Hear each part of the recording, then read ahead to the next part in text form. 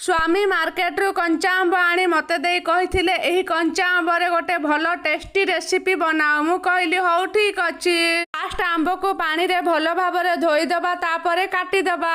मु जानिछि आपण मानक पाटिरु लाळ बोही सारथिबणी। जदि ए पर्यंत चैनल को सब्सक्राइब करनांती प्लीज कर दियंतु। कड़ाई रे सरिष तेल पंच फुटण कंचा लंका भृषंग पत्र देई दबा भलो भाबरे भाजी दबा।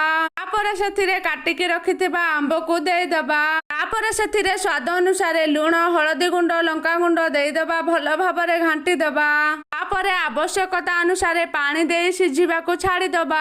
आंब सिझी गला परे गुड़ एवं जीरा गुंड देई दबा। किछि समय परे रेडी हे गला हमर आंब खटा। टेस्ट कला परे टेस्टटा पूरा बोबाल थिला। मजाक रे कहउचंती स्वामी साड़ी ऊपर टैग करा हिची किनि पारिबे। प्लीज सांग माने वीडियो को बहुत मात्रा रे लाइक शेयर करिवे। कमेंट रे मतामत देबे। रहिली जय जगन्नाथ।